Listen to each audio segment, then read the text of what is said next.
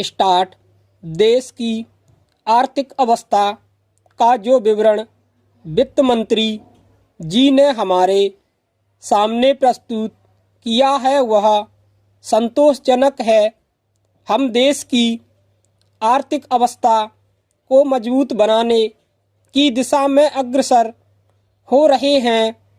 विभिन्न क्षेत्रों में उत्पादन बढ़ रहा है, जिससे आशा की एक झलक दिखाई पड़ रही है। तीसरी पंचवर्षीय योजना के दौरान हम एक बहुत बड़ी धनराशि खर्च करने जा रहे हैं। यह भी एक आशाप्रद बात है, लेकिन अध्यक्ष महोदय, पिछले साल भी मैंने वित्त मंत्री जी का ध्यान इस तरफ खींचा था और आज फिर खींचता हूँ कि देश की वर्तमान आर्थिक अवस्था का चित्र हमारे सामने रखने के साथ ही साथ उन्हें यह भी बतलाना चाहिए था कि इस देश के अंदर उत्पादन में जो वृद्धि हुई है वह समाज के किस अंग में किस रूप में उपयोग में लाई गई है। आज हिंदुस्तान की सबसे बड़ी समस्या गरीबी और बेकारी को खत्म करना है। ये दोनों बीमारियां हमारे समाज के अंदर कैंसर की बीमारी की तरह से हैं।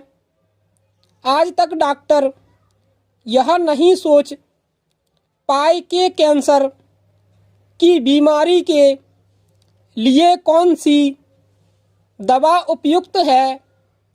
उसी तरह वित्त मंत्री जी इस विद्या के विशेषज्ञ होते हुए भी इस बीमारी की असल दवा हमें बतलाने में असमर्थ रहे। यह ठीक है कि बेकारों की बेकारी की समस्या को महसूस करते हैं, लेकिन हम देखते हैं कि जैसे जैसे हमारी योजना का काम आगे बढ़ता जाता है, वैसे वैसे यह पता लगता है कि बेकारी भी उसी गति से बढ़ती जा रही है। गरीबी का सवाल बेकारी की समस्या से जुड़ा हुआ है। अगर लोगों को काम मिलेगा तो बेकारी दूर होगी और देश से गरीबी भी दूर होती जाएगी। पूर्णविराम पैरा।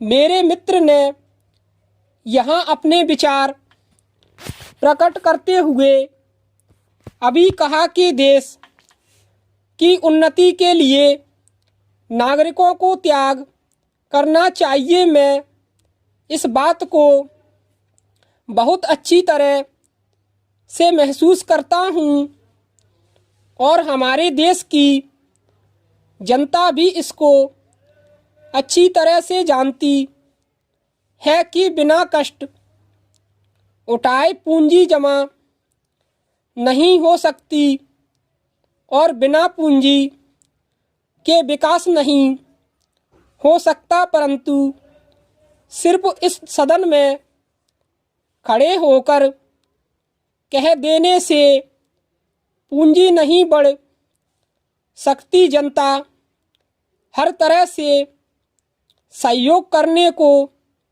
तैयार है, परंतु उसे रास्ता आपको दिखलाना चाहिए। आपको स्वयं कुछ त्याग करके जनता के सामने जाना चाहिए, तब आप विश्वास रखिए जनता हर तरह से आपकी मदद करने को तैयार रहेगी। पूर्णविराम स्टॉप।